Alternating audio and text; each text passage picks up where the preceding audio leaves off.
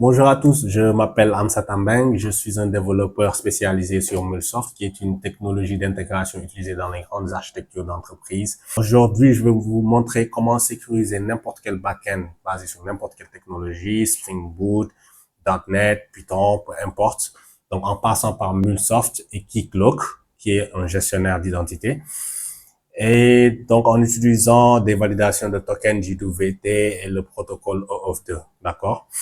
Ce sera sans oublier de bien faire voir les confusions, en tout cas, que j'ai notées dans les différents guides, sur Internet, guides et tutos, hein, autour des validations de tokens JWT et le protocole OAuth2, sachant que le protocole OAuth2 utilise lui-même des validations de tokens. On verra tout ça rapidement, en tout cas dans la mesure du possible. Et vous allez comprendre donc comment Keycloak émet les tokens, comment MuleSoft valide les tokens derrière en passant par Keycloak, et donc comment éviter les pièges courants autour de tous ces concepts qui peuvent paraître compliqués, mais vous allez voir que ce sera très simple durant cette vidéo.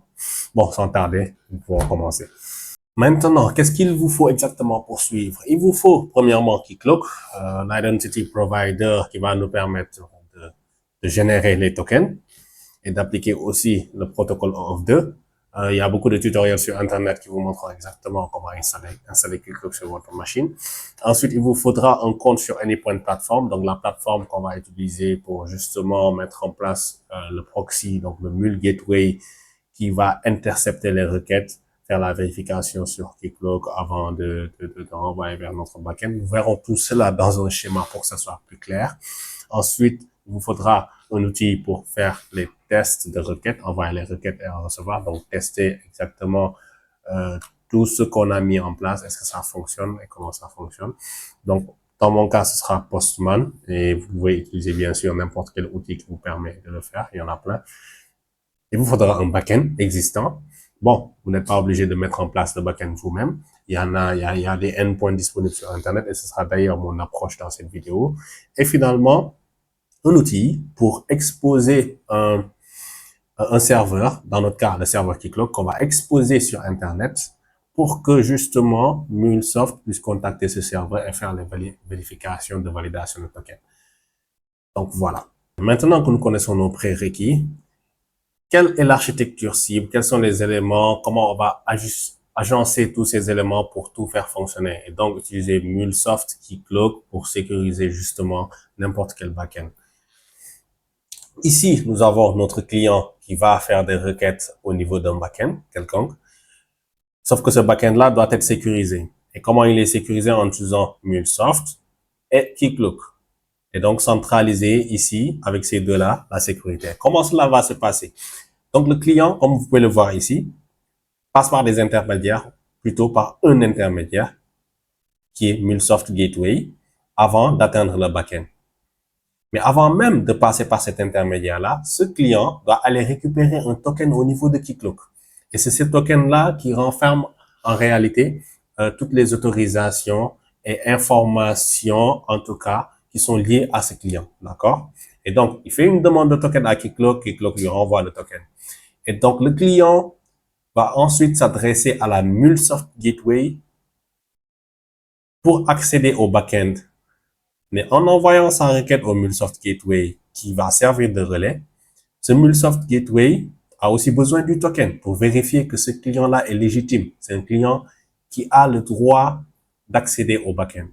Et donc, ce MuleSoft Gateway va recevoir non seulement la requête vers le backend, mais aussi le token qu'il va vérifier à son niveau. Si la demande est légitime, il relaye au backend concerné. Ce backend renvoie la réponse au MuleSoft Gateway et MuleSoft Gateway, à son tour, envoie la réponse au client. Nous pouvons maintenant passer à l'étape de préparation de Keycloak. Donc, cela va consister en 3 phases: la création d'un realm, la création d'un client Keycloak et enfin la création d'un utilisateur Keycloak. Donc, nous allons tout simplement nous rendre sur localhost 2.8080 qui est le port d'exécution de notre instance locale. Si vous êtes sur un serveur, vous allez mettre directement l'adresse du serveur sur lequel Keycloak est installé, et cela veut dire que vous aurez une adresse IP publique. Mais pour notre cas, Nous l'avons installé sur notre machine locale, donc on y accède avec localhost 8080. Nous verrons plus tard comment exposer cela en ligne avec l'outil dont j'ai parlé en début de cette vidéo.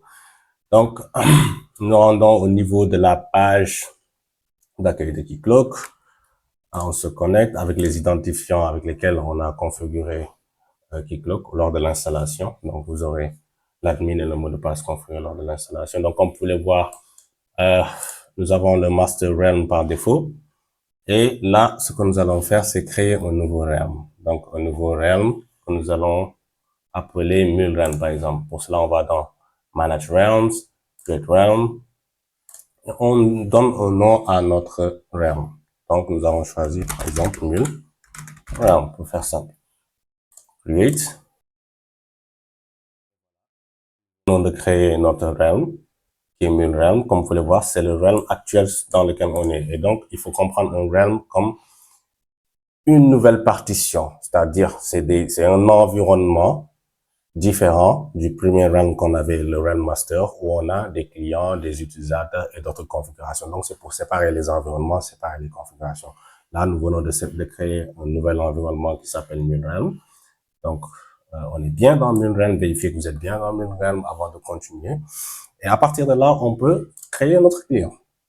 Donc, nous allons créer un client Keycloak qu'on va nommer Mul Gateway Client, par exemple. Donc, c'est un nom explicite qui va permettre plutôt d'identifier facilement notre client. Là, ça prend un peu de temps pour charger, je ne sais pas pourquoi. Alors, on va cliquer sur Create Client, donner un Client ID. On va choisir le nom Mul Gateway Client. On lui donne un nom. Bon, c'est le client ID seulement qui est requis. On aurait pu ne pas remplir les autres champs, mais nous allons les remplir quand même.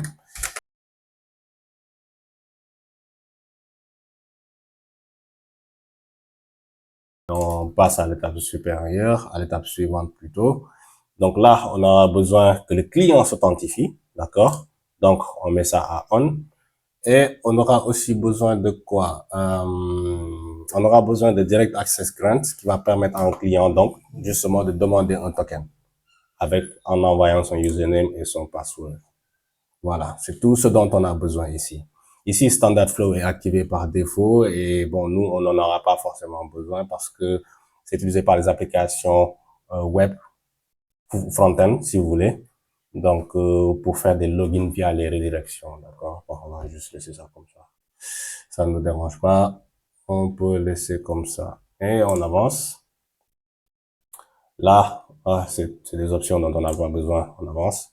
Et voilà, vous venez de créer votre client Keycloak. Donc, qui va permettre à notre application backend, enfin, soit application backend ou notre Mul Gateway, ici dans notre cas, de communiquer avec Keycloak. Maintenant, nous passons à la création d'un utilisateur. Donc, on va sur Users, on est toujours dans le MulRealm. On reste dans le MulRealm. On clique sur Create New User et on va l'appeler, on va lui donner un nom simple, API User. D'accord? On avance.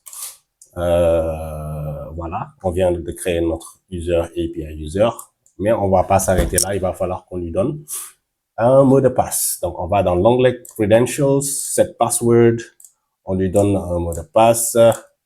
Alors, bon, on peut donner un mot de passe simple, hein. C'est 1, 2, 3, ou password 1, 2, 3, peu importe.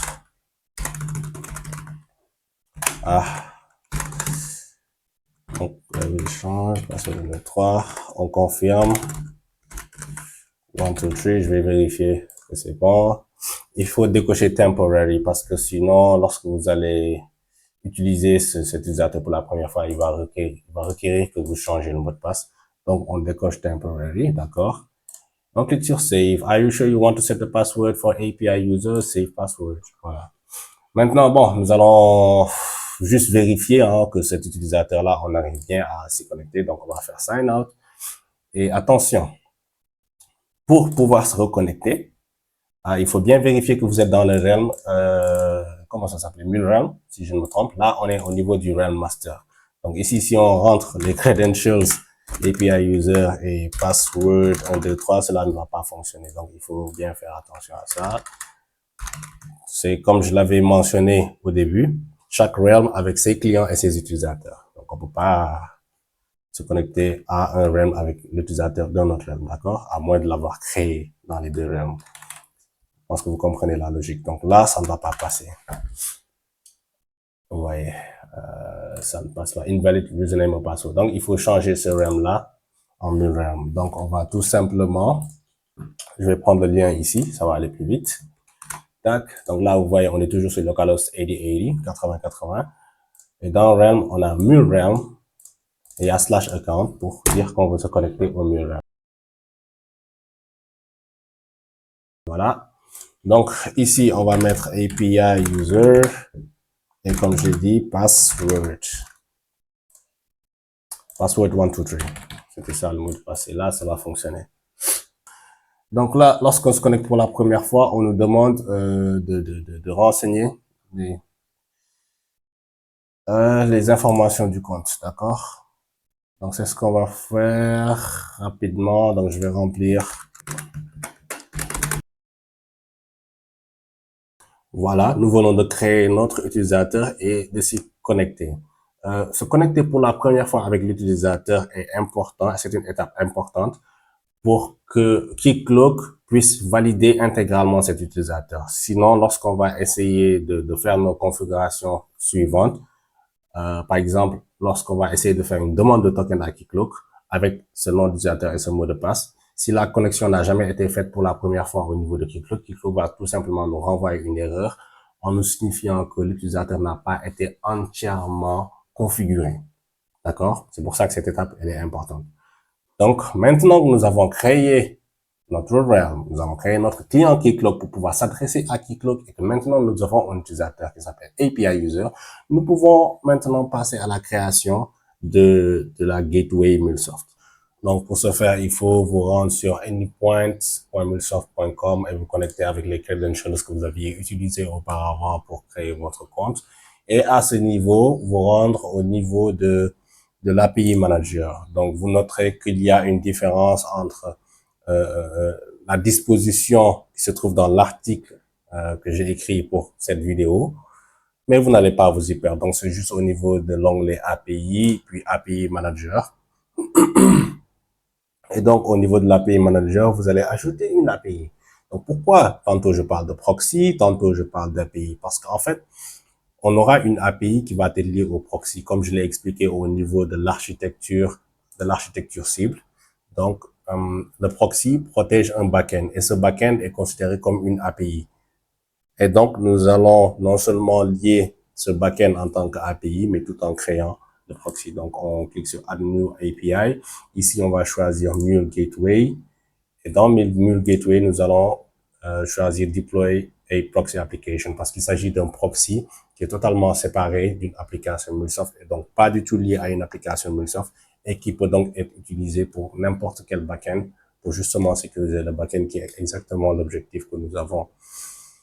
Ensuite, nous renseignons le nom du proxy. On a créé l'API, maintenant il faut renseigner, enfin, oui, c'est ça, renseigner le nom du proxy. Donc, nous allons choisir un nom assez simple, donc Mule Gateway Proxy. Pour faire simple, Mule Gateway Proxy. Et on avance.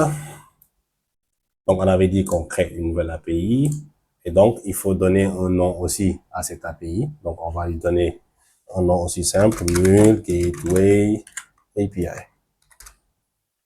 Et c'est une API de type HTTP API parce qu'on va faire juste des requêtes HTTP au niveau de ce backend que nous allons protéger avec notre proxy en appliquant les polices JWT et avec le protocole OAuth2.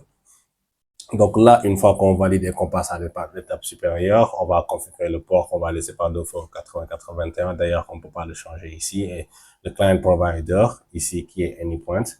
Mais ici, ce client provider, non seulement on ne peut pas le changer parce que c'est la version gratuite ici, de pouvoir changer cela, il faut avoir une version entreprise. Et ici, on n'en aura pas besoin pour l'instant, mais on en aura besoin quand il faudra mettre en place donc le protocole OAuth2.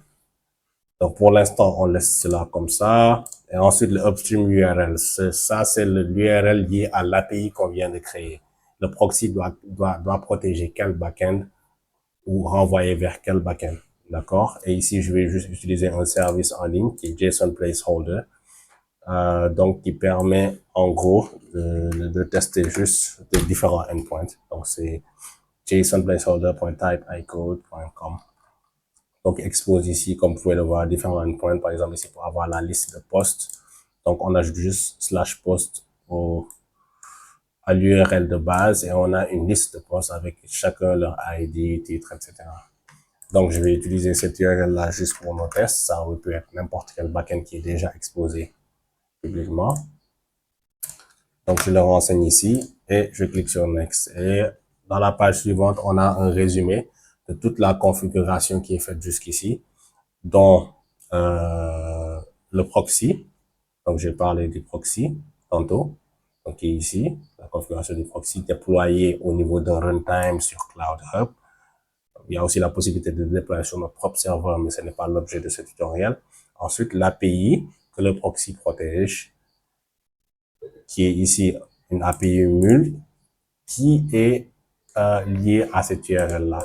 Donc, ce backend qu'on tente de protéger.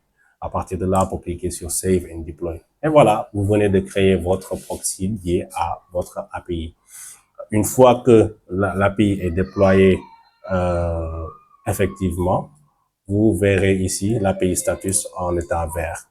Maintenant, il nous faut rendre notre instance Keycloak disponible sur Internet.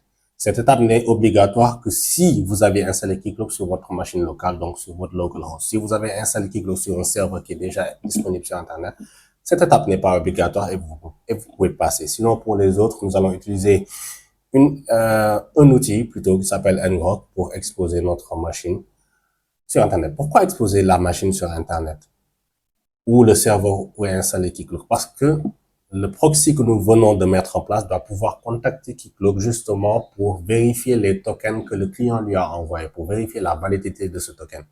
Et pour cela, il faut qu'il puisse contacter le serveur. Le serveur doit être disponible publiquement. Nous allons donc utiliser ngrok, qui est un service qui nous permet justement de faire cela. Alors, voici ngrok. Je me suis déjà connecté. J'ai déjà créé mon compte sur ngrok. Là, je suis connecté. Et il va falloir pouvoir exécuter ngrok sur votre machine. D'accord? Donc, il faut télécharger ngrok sur votre machine et donc pouvoir l'utiliser. Bon, il y a deux manières de le faire, hein. Une fois que vous téléchargez ngrok, vous pouvez soit l'ajouter dans les variables d'environnement pour pouvoir exécuter directement une commande comme vous le faites avec Java. Sinon, vous le placez dans un dossier, vous vous rendez dans ce dossier-là avec la ligne de commande et vous exécutez donc les commandes suivantes. Donc, il y a déjà cette première commande pour ajouter le token lié à ngrok et une deuxième commande, celle-ci, mais nous allons utiliser une variable un peu plus différente. Nous allons remplacer 80 par notre URL locale de Keycloak. D'accord? Donc, c'est ce que nous allons faire. Ici, j'ai déjà ngrok téléchargé. Je vais tout simplement l'extraire dans un dossier accessible à mon niveau, donc juste au niveau de local C1. Je crée juste ngrok ici. Donc, c'est la première option que je vais faire, c'est-à-dire que je vais tout simplement y accéder à travers un dossier. On va aller vite. Alors, extract, I have to extract this. Yeah.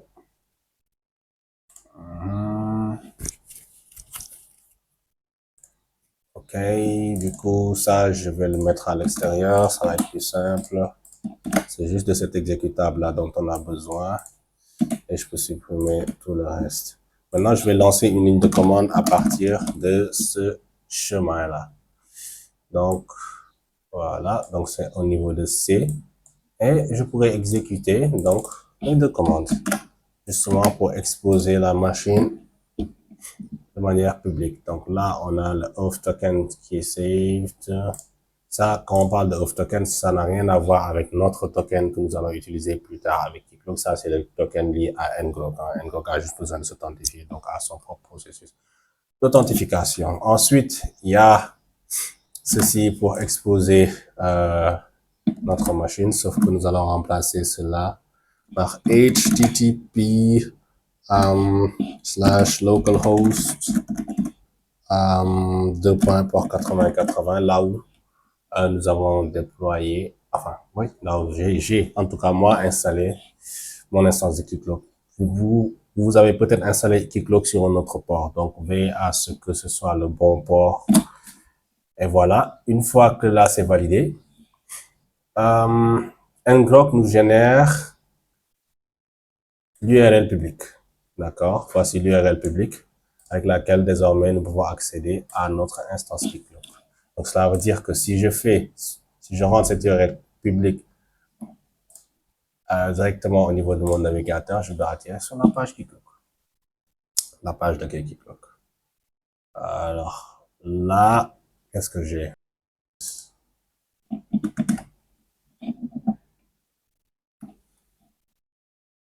You should only visit the social website below. Be careful about disclosing. Ah, ok, j'aurais dû tout simplement cliquer sur Visit Site.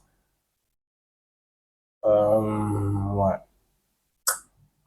J'aurais dû tout simplement cliquer sur Visit Site. Bon, voilà, hein, voilà comment on rend notre machine accessible publiquement.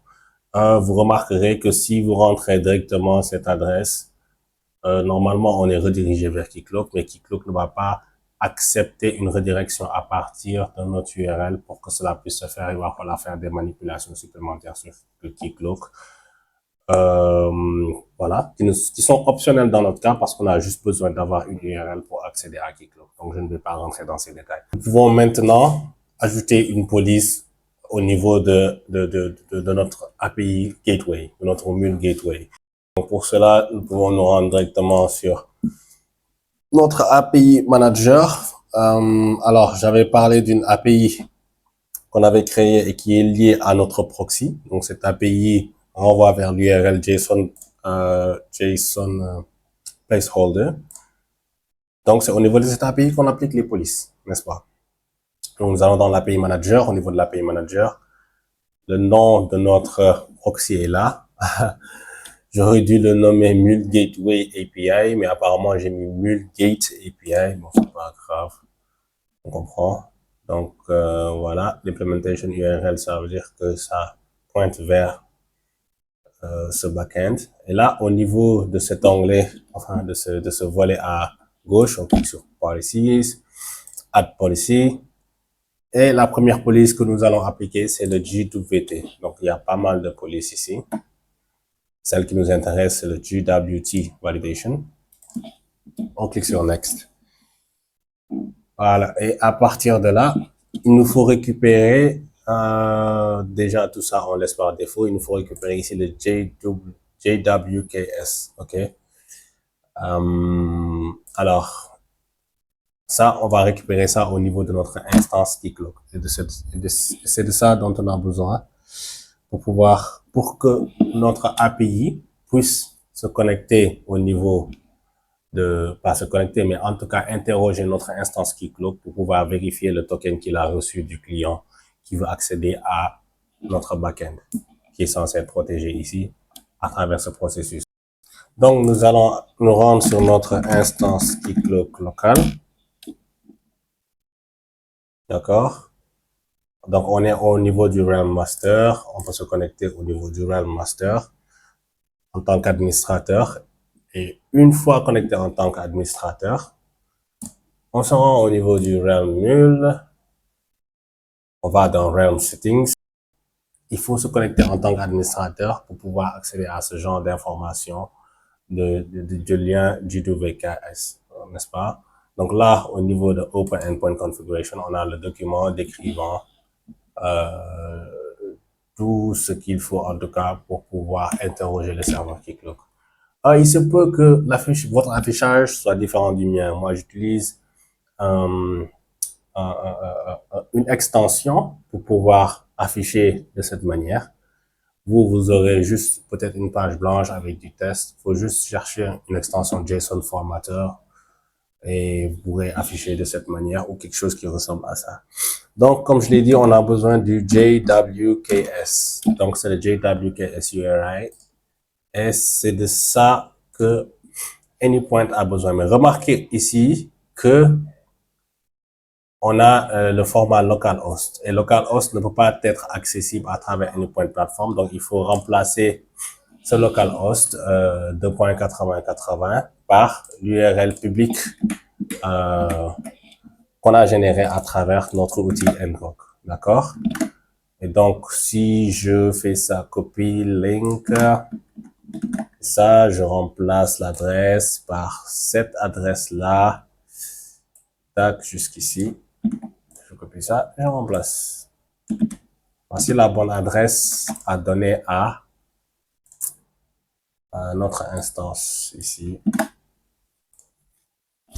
Voilà. C'est juste ça dont on en a besoin. Et à partir de là, on peut valider. Une fois qu'on valide, on a la police qui est activée. Et donc, quelle est l'étape suivante? On peut tester. On peut tester la sécurisation et voir comment ça se passe. Pour ce faire, nous allons utiliser Postman. Vous pouvez utiliser tout outil équivalent. Et qu'est-ce qu'on va faire avec Postman? Nous allons d'abord créer une requête pour récupérer le token dans un premier temps. Et dans un second temps, une requête pour envoyer justement notre demande au niveau du backend. Pour la requête de demande de token, ce que nous allons faire, c'est que nous allons créer une nouvelle collection. Ici, on va ajouter une requête. C'est quelle requête? Je vais lui donner le nom de token. Ou token request, si vous voulez. Token request. Alors, c'est une request de type post parce qu'on envoie des données pour pouvoir en recevoir. Et quel type de données nous allons envoyer? Nous allons envoyer des données dans le body de type XWW form URL encoded. Et vers quelle URL? Cette URL-là, nous pouvons la trouver au niveau de Keycloak, au niveau du Realm Settings, OpenID, Endpoint Configuration, et au niveau ici de Token Endpoint. C'est ce endpoint-là qu'il nous faut renseigner ici. Maintenant, vous remarquez, on a toujours le localhost et des AD. Nous pouvons laisser comme ça dans notre cas. Si ce sont des requêtes de demande de token, ça va passer. C'est pas grave. C'est pas comme avec le proxy qui a besoin, en tout cas, Mule Gateway Proxy qui a besoin d'une URL publique. Mais nous pouvons remplacer ici quand même pour garder l'uniformité. C'est ce que je vais faire. Donc, je remplace avec l'URL publique. Tac. Et donc, si vous vous souvenez bien, nous avions créé un client au niveau de notre Mule Realm. On avait créé un utilisateur au niveau de notre Mule Realm. Et pour faire une demande de token, il faut préciser il s'agit de quel client et il s'agit de quel utilisateur. Quel est le nom de l'utilisateur et quel est aussi son password. Et tout cela, on va les envoyer dans le body. Donc ici, déjà, il faut spécifier c'est quel type d'autorisation, ce qu'on appelle le grant type. Et il s'agit d'un grant type de type password, donc c'est une autorisation de type password. Ensuite, username. Il s'agit de quel username? C'était API user. Quel password est lié à ce username? Déjà, il faut mettre password ici. Et ensuite, renseigner le password qui était lié à ce username. Et c'était password 123. Ensuite, il faut donner le client ID. Le client ID que nous avions créé, client underscore ID. Donc, le client ID que nous avions créé dans notre Mule qui était Mule. Bon, il va falloir que je vérifie ça rapidement. On va vérifier ça ensemble. Donc, on est au niveau du Mule Realm. On va au niveau de clients et c'était Mule Gateway Client qui était créé et c'est ça qu'on va renseigner ici. Et il nous faut trouver le client secret de ce Mule Gateway Client. Si vous vous souvenez bien, on n'a jamais créé de client secret parce que justement, c'est Keycloak qui génère ce client secret automatiquement. Donc, ici, on revient à Keycloak, on clique sur Mule Gateway Client. Au niveau du volet Credentials, on va trouver le client secret qui a été généré par Keycloak. Il nous suffit de le copier et de le renseigner au niveau du champ client secret. Et voilà, on est prêt à effectuer notre demande de token en cliquant sur Send. Et là, ce que vous allez voir, c'est que Keycloak va renvoyer le token. Donc, voici ici le token que Keycloak a renvoyé. Et comme je l'avais souligné au début de la vidéo, ce token renferme tous les éléments en fait liés à l'utilisateur. Aujourd'hui, si je décode ce token, il y a des outils en ligne pour décoder les tokens. Bon, je vais voir JSON Decoder ou un truc du genre. On va voir ensemble JSON. Voilà, JSON Web Token par exemple, ici. que j'ai déjà utilisé apparemment. Donc, j'ai copié ce token, comme vous pouvez le voir, je l'ai copié et je vais tout simplement le coller au niveau de la page JSON Web Token qui va décrypter donc le token. Et vous allez voir que les informations liées à l'utilisateur vont ressortir. Alors, je colle le token ici et comme vous pouvez le voir, le token est décodé et vous voyez que ici, on a Mule Gateway Client qui apparaît. On a le nom de l'utilisateur qui apparaît ici, le preferred username API user, Amsterdam Bank, l'email que j'avais renseigné. Donc, toutes les informations afférentes à l'utilisateur sont encodées dans ce token-là.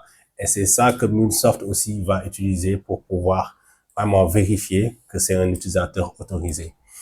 Donc, effectivement, on copie ce token-là et on crée une nouvelle requête. Et cette fois-ci, c'est une requête une requête en tout cas destinée au back-end, mais une requête dans laquelle on va aussi intégrer ce token-là qu'on vient de copier et qu'on vient d'obtenir à partir de Keycloak. Voilà, je vais y arriver.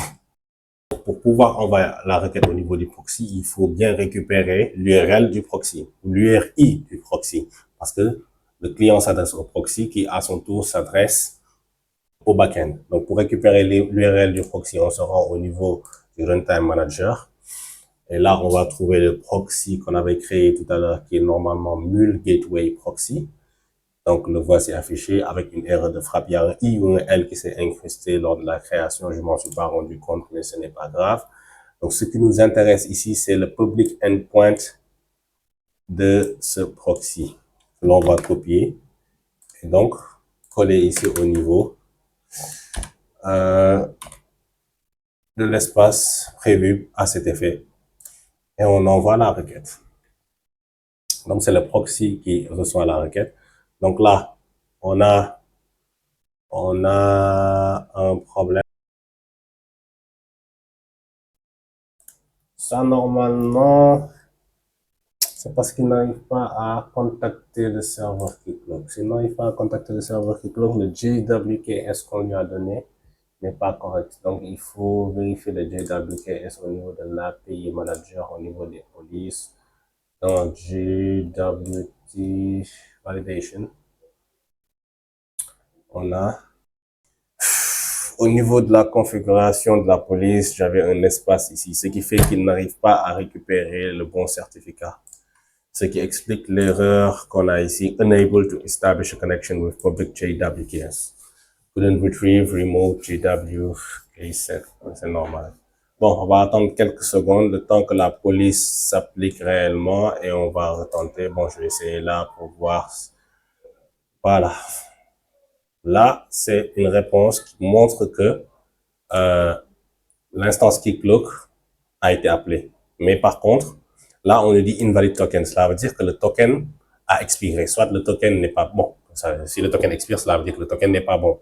Donc, on va tout simplement refaire une autre demande de token et coller le token. Et en principe, tout va bien se passer. Donc, je relance.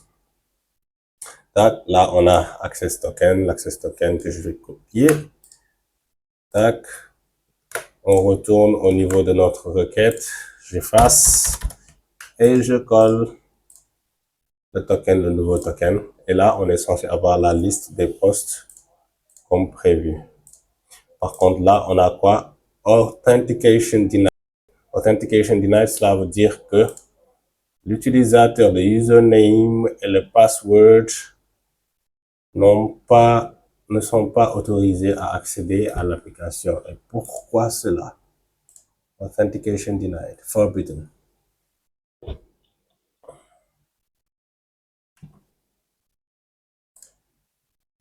Edit configuration. Ouais, parce qu'on n'a pas fait client ID, skip client ID validation, d'accord? Donc, l'authentication, il essaie d'authentifier un client ID et on n'a pas besoin de cette vérification supplémentaire.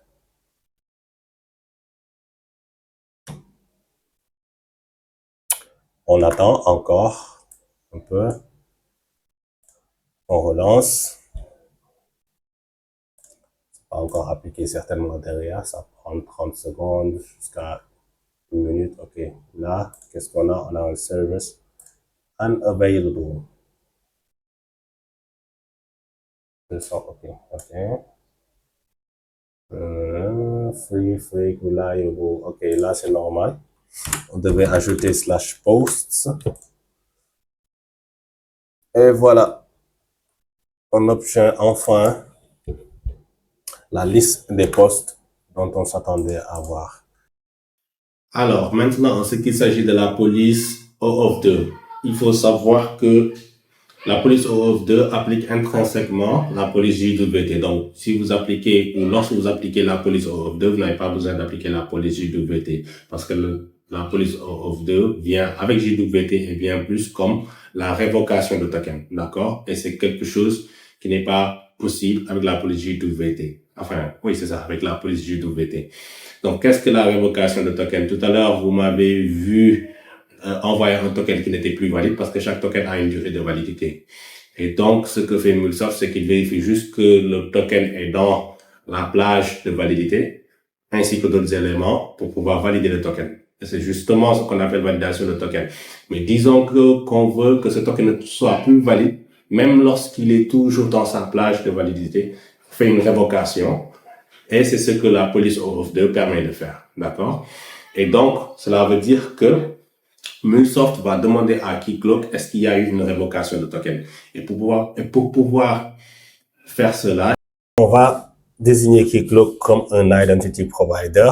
Donc, pour faire cela, il faut aller au niveau de Access Management. Je ne sais pas si on peut trouver Access Management avec le nouveau design. Vous verrez dans mon article qu'il a été écrit avec un précédent design. Là, je ne le trouve pas. Je vais retourner à la page d'accueil. Donc, retournons à la page d'accueil. Normalement, on doit y trouver Access Management au niveau du Management Center. C'est bien ça.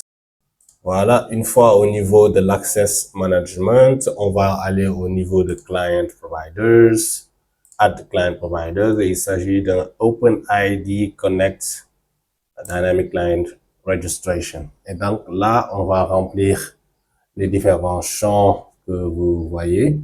On retourne au niveau de notre instance Keycloak. On va se connecter au niveau de notre Realm, Mule Realm, et on va aller au niveau de Realm Settings, the OpenID Endpoint Configuration, et on va remplir chaque champ.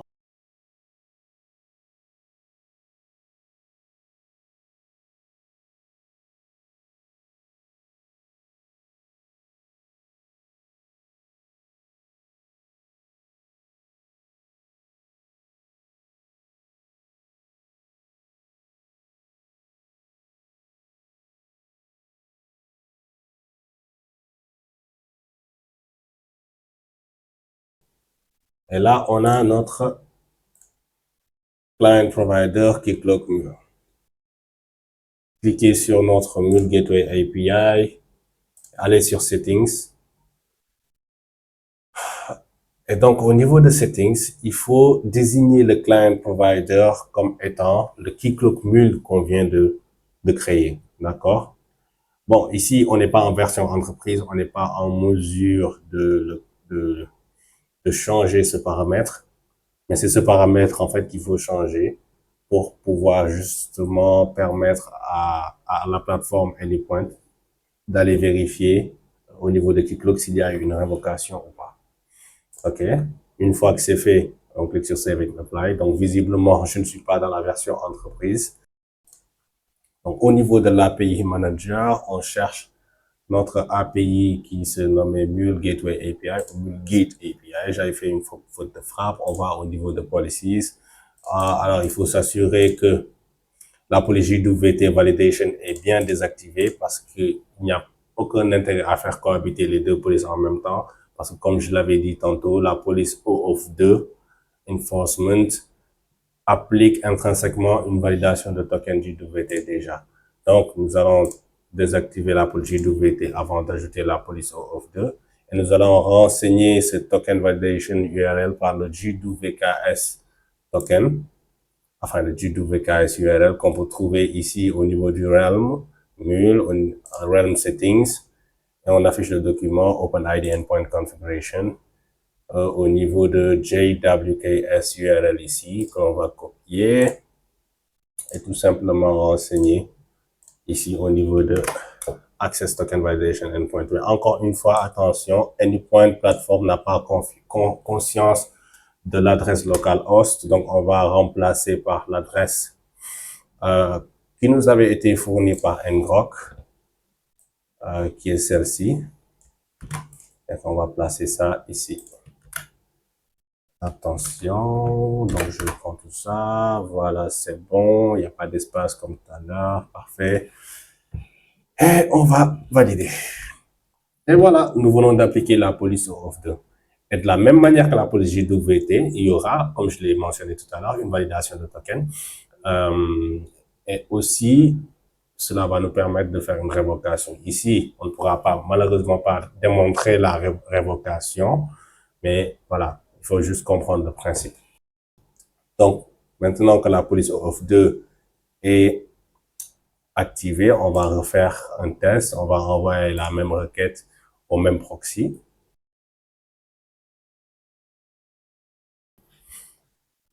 On a toujours Authentication Denied. Pour quelle raison? On va voir. Ce n'est pas normal. On va voir ici. Qu'est-ce qu'on a? Contains all scopes. Ah, c'est le même problème que tout à l'heure. Skip Client ID Verification, Validation. J'oublie tout le temps de le skipper. Et c'est bien que ça se passe comme ça. Donc, si on a un Authentication Denied, c'est parce qu'il essaie de s'authentifier avec un Client ID supplémentaire pour les contrats d'API. Et ici, on n'en a pas besoin. On s'authentifie déjà à travers Keycloak et c'est déjà robuste. Pas besoin d'ajouter cette couche. Donc, en cliquant sur Save, on lui laisse 30 à 40 secondes pour que ça s'applique. Si on essaie d'y accéder automatiquement, on aura la même erreur. Et donc, comme d'hab, on va récupérer notre token JWT, on va copier le token. Une fois fait, on va aller le renseigner lorsqu'on envoie la requête au niveau de notre proxy. Et hop, on reçoit la réponse comme il se doit. Donc voilà, vous venez d'appliquer les polices JWT et Auth 2. La différence principale, fondamentale entre les deux, c'est que l'application de la police JWT se fait simplement et rapidement. Et la police, tandis que la police Auth 2 est plus robuste et permet donc une révocation de token, mais aussi une introspection, d'accord, en temps réel. Certains me diront, pourquoi passer par MuleSoft pour sécuriser mes backends?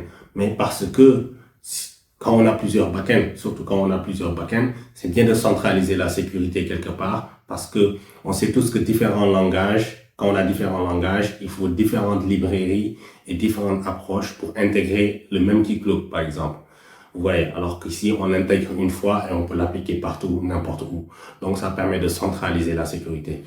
Mais attention, ici, vous avez remarqué qu'on passe par un proxy et le proxy se charge d'aller envoyer la requête au niveau du backend. Mais qu'est-ce qui empêche un autre individu d'interroger le backend directement sans passer par le proxy? Donc là, cela peut être une faille si on ne restreint pas les requêtes au niveau du backend. Ça veut dire qu'il faut demander au backend ou configurer le backend de telle sorte qu'il n'accepte que les requêtes du proxy. Et là, on est couvert. Donc voilà, je pense qu'on a fait le tour. Je vous remercie de votre patience et d'avoir regardé la vidéo jusqu'à la fin. J'espère que cela vous a plu. Si c'est le cas, j'espère qu'on aura l'occasion d'en faire plus. Donc je vous dis au revoir, jusqu'à la prochaine. Bye.